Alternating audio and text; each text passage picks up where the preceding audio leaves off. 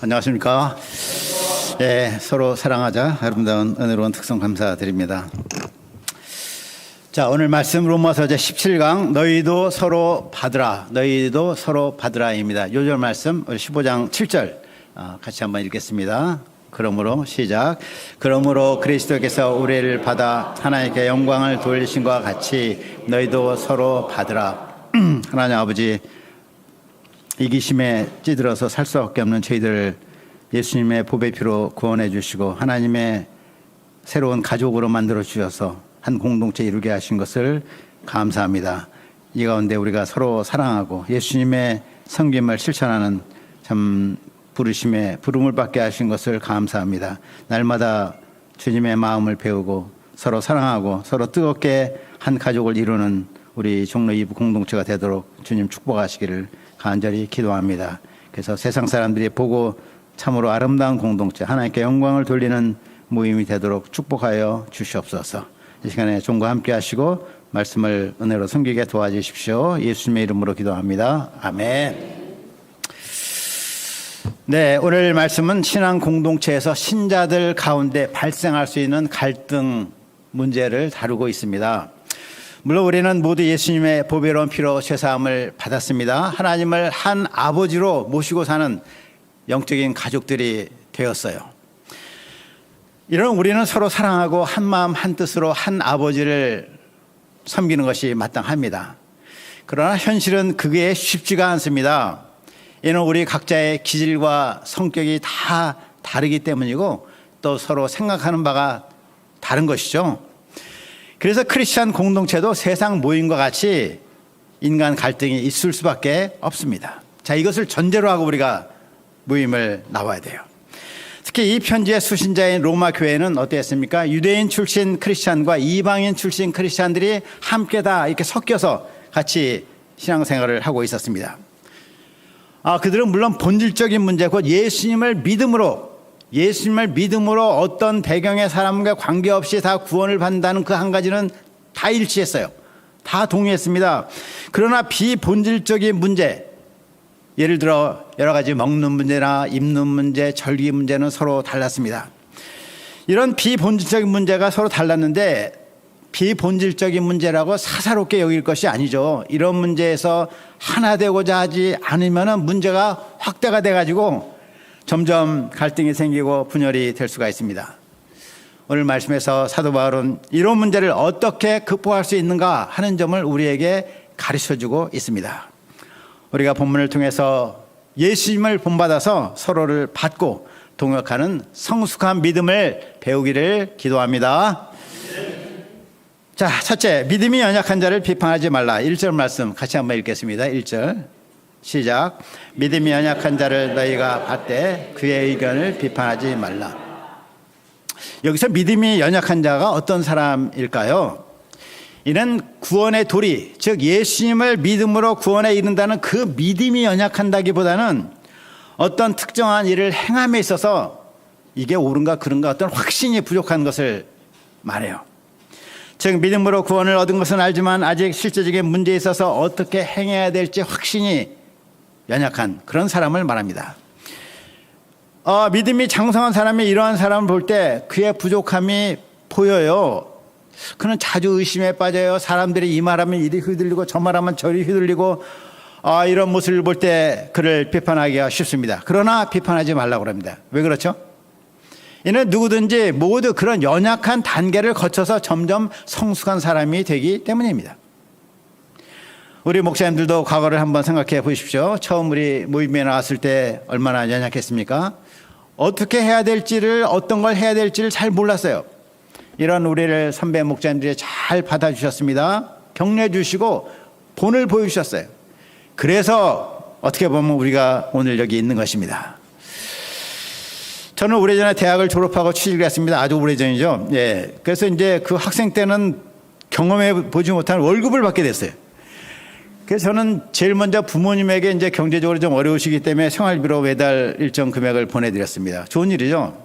그런데 제가 아직 믿음이 어려서 그런지 그렇게 물질 보내드리는 것이 옳은가 그른가 이런 또 이제 갈등에 빠졌어요. 특히 말씀을 공부할 때 내 마음을 다하고 힘을 다하고 목숨을 다해 하나님을 사랑하라. 내 소유를 다 팔아 하늘에 쌓아두라. 아무든지 자기를 부인하고 자기 십자가를 지지 않으면 나를 따를 수 없다. 이런 말씀을 들을 때 물질을 전부 하나님께만 100% 드려야 하는 것처럼 이렇게 마음에 자꾸 이제 눌림이 있었습니다.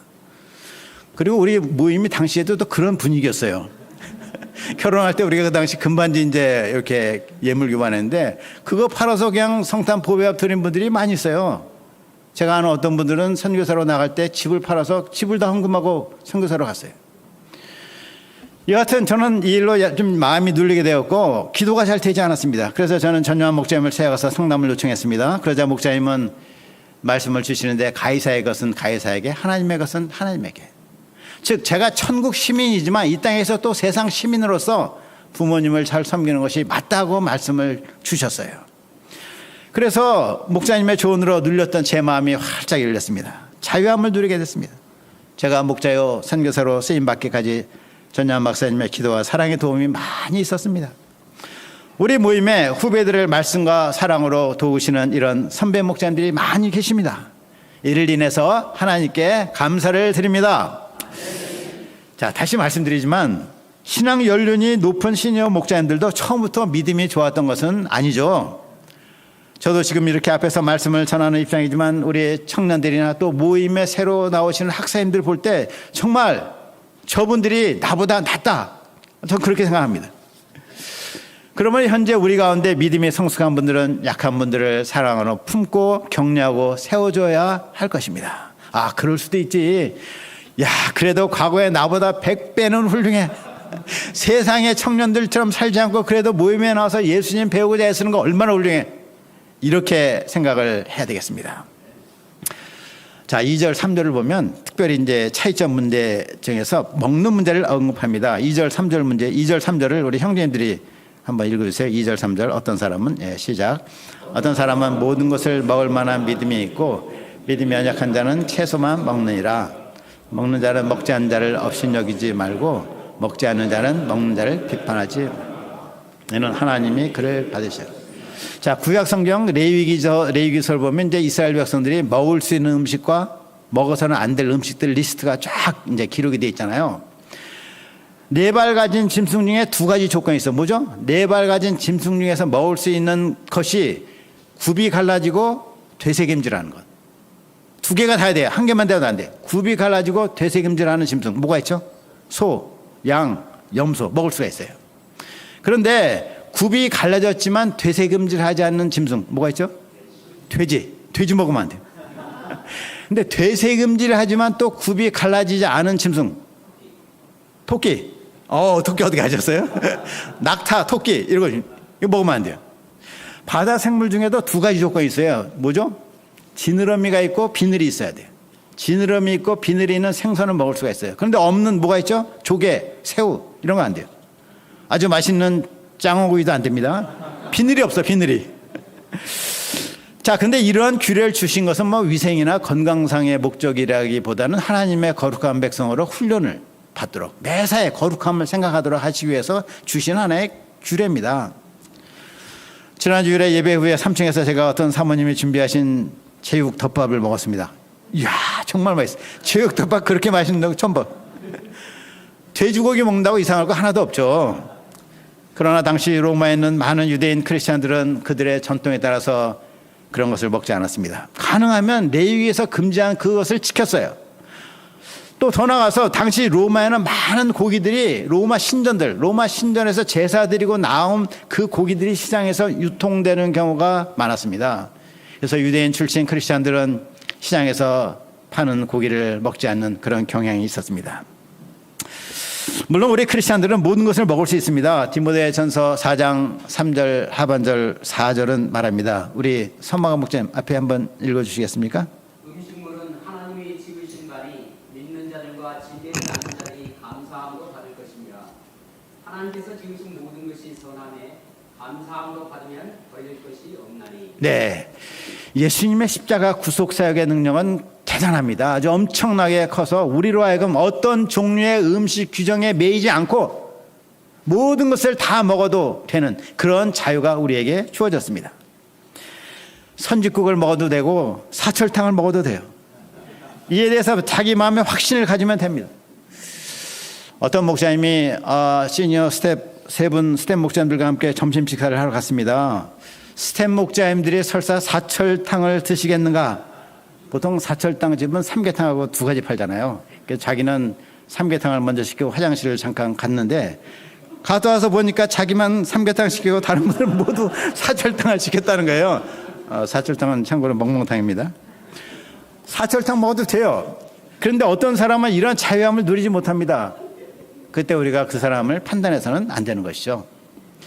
당시 로마 교회에도 그런 일이 있었습니다. 그럴 때 유대인 출신 신자들은 이방 문화권에 익숙한 사람이구나 하며 그들의 취향을 존중을 해야 됩니다. 왜 그렇죠? 그런 문제는 본질적인 문제, 소위 정말 중요한 문제가 아니기 때문에 그렇습니다. 비본질적인 문제들, 그렇게 중요하지 않은 문제예요. 본질적인 문제에서는 일치를, 비본질적인 문제에서는 자유를, 이것이 신자의 삶의 원칙이에요.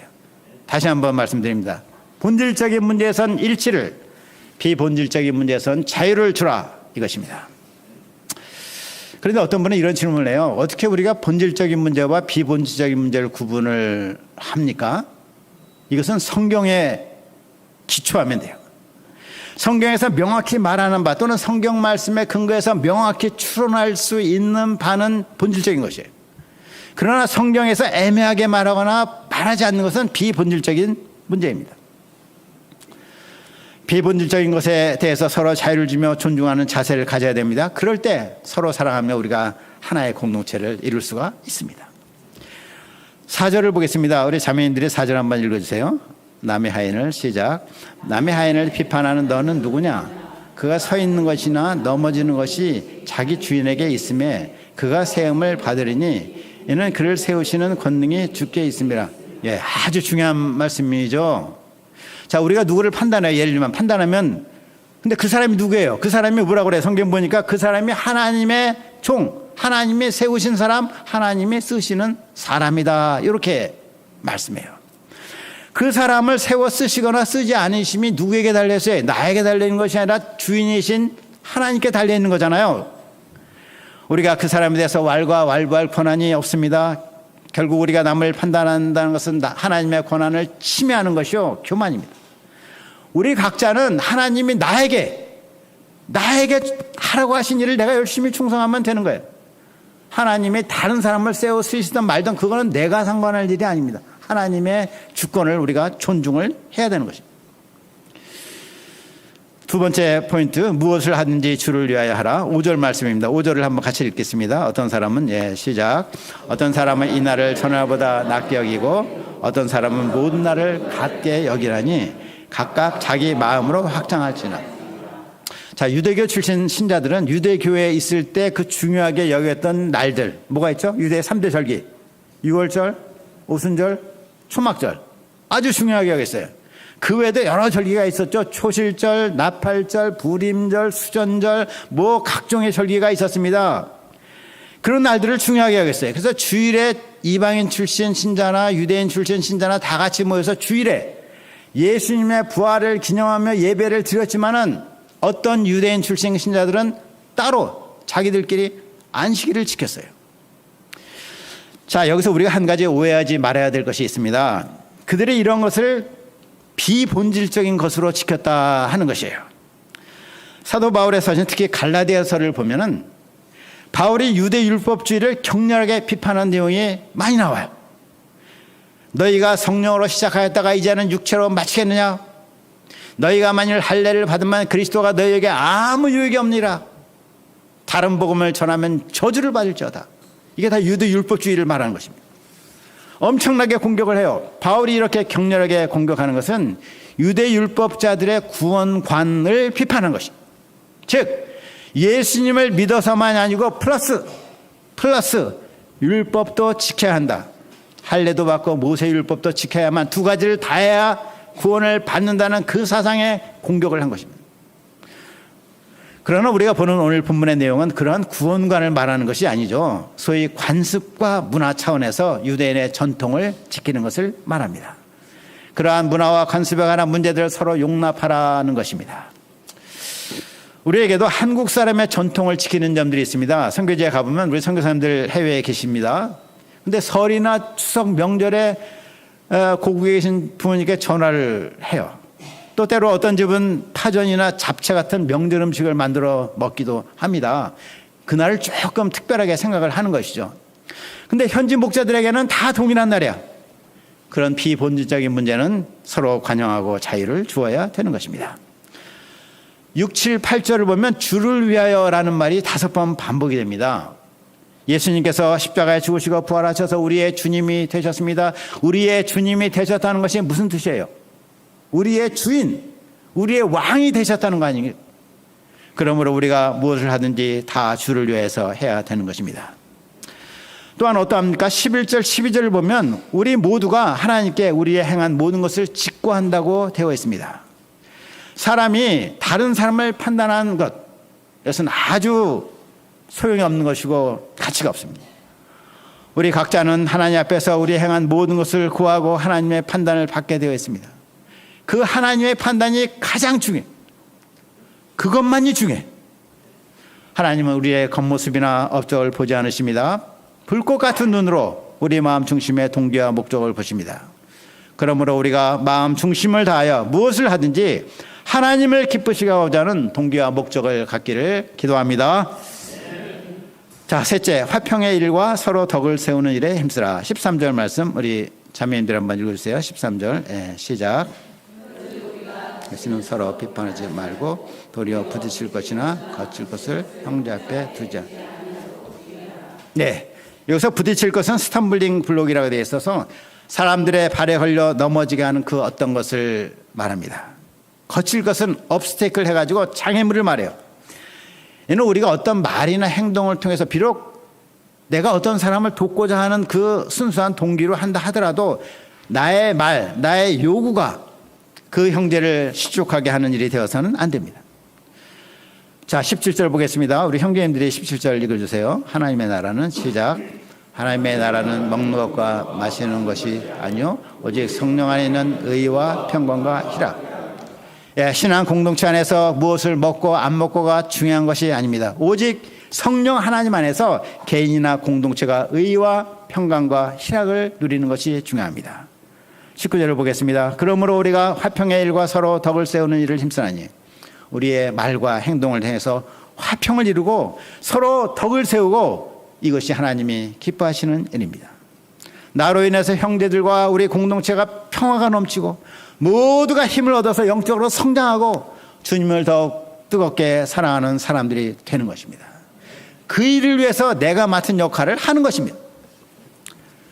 21절부터 23절 우리 형제 자매 형제선으로 한번 읽겠습니다. 21, 22, 23 고기도부터 시작.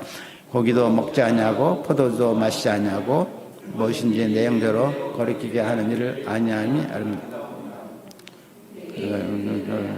계속 정들고 있으니 가지고 옳다 하고는 바로 자기를 정죄하지 아니한 자는 복이 있도다.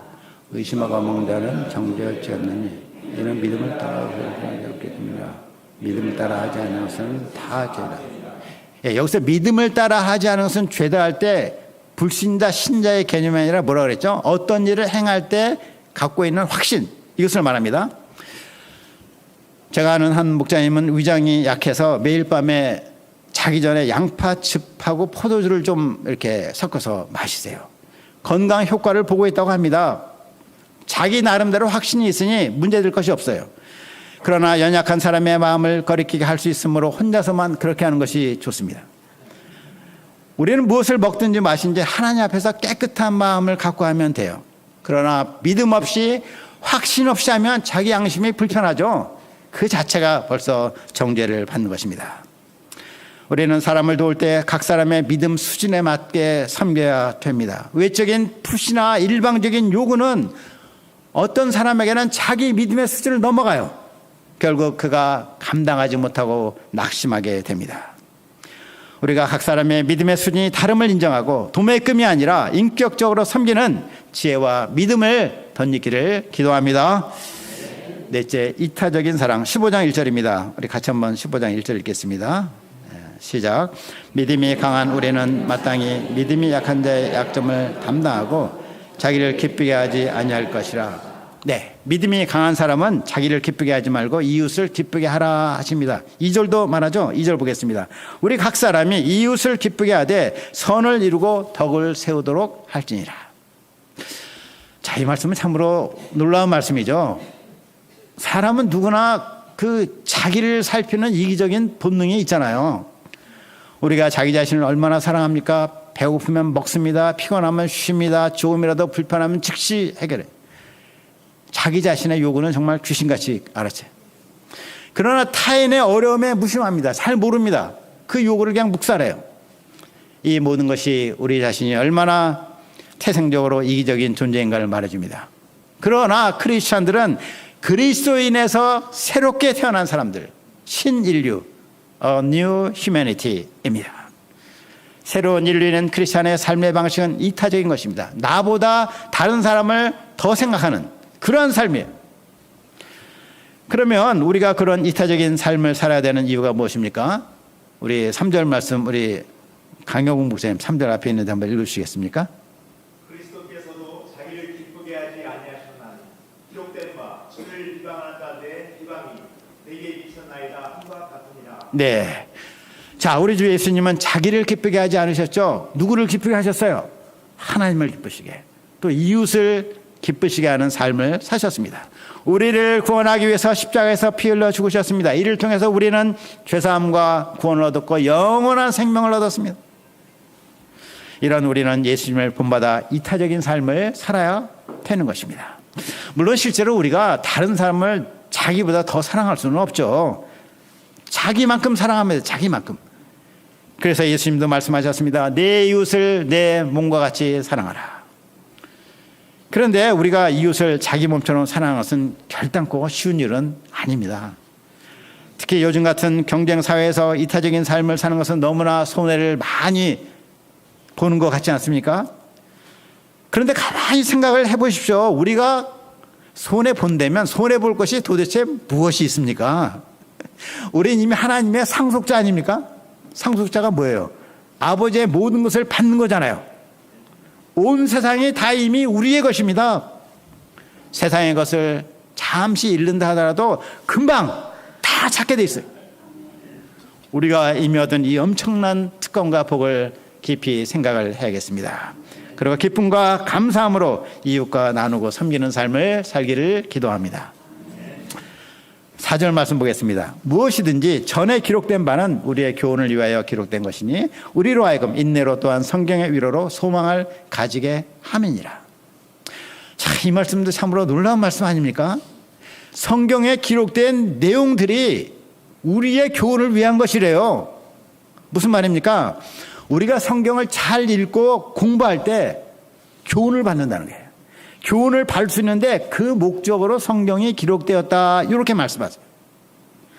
성경을 보면 수백 명의 사람들이 등장하고 수백 건의 사건이 기록이 되어 있습니다. 하나님께서 그 각 사람을 어떻게 다루셨는지, 그 사건을 어떻게 다루셨는지 성경에 전부 나타나 있어요. 그 하나님은 변치 않으십니다. 영원히 동일하십니다. 오늘 사는 우리는 성경에 기록된 그 사람들, 그 사건들을 통해서 우리가 이 세상에서 어떻게 살아야 될지 교훈을 받는다는 것이죠. 우리로 그렇게 교훈을 받도록 하시는 목적이 무엇입니까? 성경에 주는 인내와 위로를 힘입어서 소망을 갖도록 하심입니다. 무슨 소망이에요? 소망. 땅의 소망이 아니라 썩지 않고 더럽지 않고 쇠하지 않는 산소망. 하나님 나라의 소망을 갖게 됩니다. 이 소망을 굳게 붙들 때 우리가 정말 낮아질 수 있고 이타적인 삶을 살 수가 있습니다. 낮아지는 삶, 이타적인 삶은 절대로 자기 의지로 되지 않습니다.